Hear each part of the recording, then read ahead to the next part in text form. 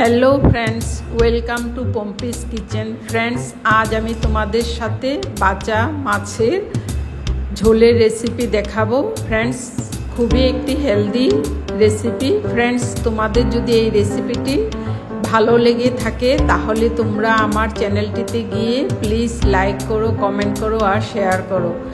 আর friends, subscribe করতে ভুলো না।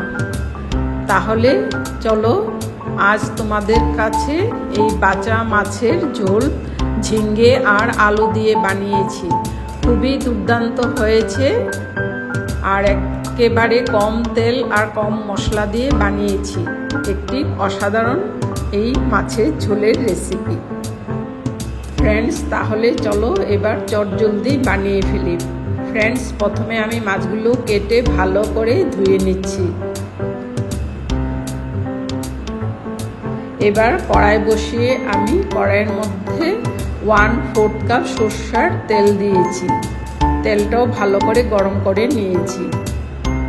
এবার আমি বাচা মাছগুলো নুন আর হলুদ মেখে রেখেছিলাম।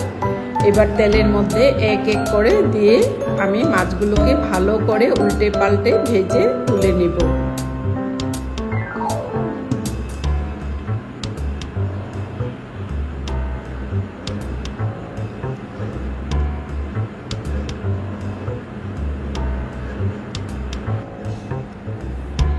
फ्रेंड्स, এই গরমে এরকম মাছের ঝোল হলে এক থাল ভাত নিমিষে ফিনিশ হয়ে যাবে আর অন্য কিছু দরকার হয় না।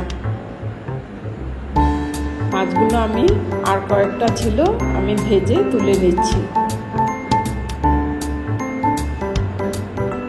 ফ্রেন্ডস, তোমাদের এই রেসিপি ভালো লেগে থাকলে তোমরা আমার চ্যানেলটিতে গিয়ে প্লিজ লাইক করো, কমেন্ট করো আর সাবস্ক্রাইব করতে ভুলো না।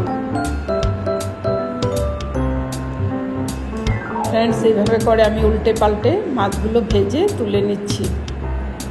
ফ্রেন্ডস, আমার মাছ ভাজা হয়ে গেছে।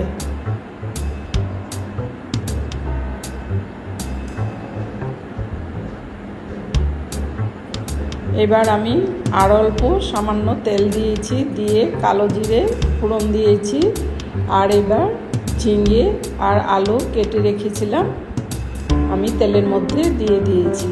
দিয়ে 5টি কাঁচা লঙ্কা দিয়েছি কুচি করে, 2টো টমেটো দিয়েছি, স্বাদ অনুযায়ী নুন আর হলুদ দিয়েছি। দিয়ে ভালো করে উল্টে পাল্টে আমি ঝিঙ্গে আর আলুটা ভেজে নিচ্ছি।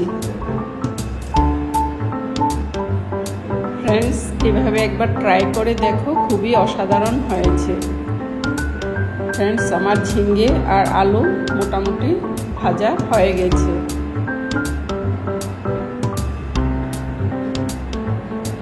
এবার আমি 1/2 টেবিল স্পুন জিরে গুঁড়ো, 1/2 টেবিল স্পুন ধনে গুঁড়ো দিয়েছি। দিয়ে আবার ঝিঙ্গে আর আলুর সাথে ভালো করে মিশিয়ে নিচ্ছি। মশলাটাও একসাথে ভাজা আমার হয়ে যাচ্ছে।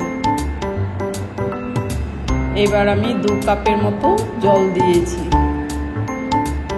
দিয়ে ঝিঙ্গে আলুর সাথে ভালো করে মিশিয়ে নিচ্ছি। এবার আমি আগে থেকে ভেজে রাখা মাছগুলো ঝোলের মধ্যে দিয়ে দিলাম। দিয়ে 5 থেকে 7 মিনিট আমি বয়েল করব।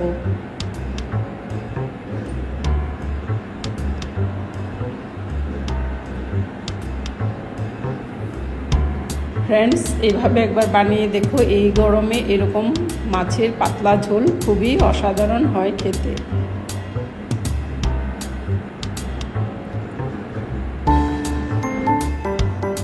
ফ্রেন্ডস, আমার মাছের ঝোল কমপ্লিট হয়ে গেছে। এবার উপর থেকে অল্প ধনেপাতা কুচি দিয়ে দিলে আরও দুর্দান্ত হবে খেতে, কিন্তু আমার কাছে ধনেপাতা কুচি ছিল না।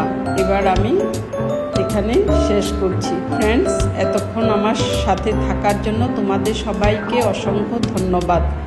আবার আসবো আর একটি নতুন ধরনের ভিডিও নিয়ে। তোমরা আমার সাথে সবসময় থাকবে, তোমাদের সবাইকে অনুরোধ করছি। তাহলে আজ এখানে শেষ করছি। Thanks for watching. বাই।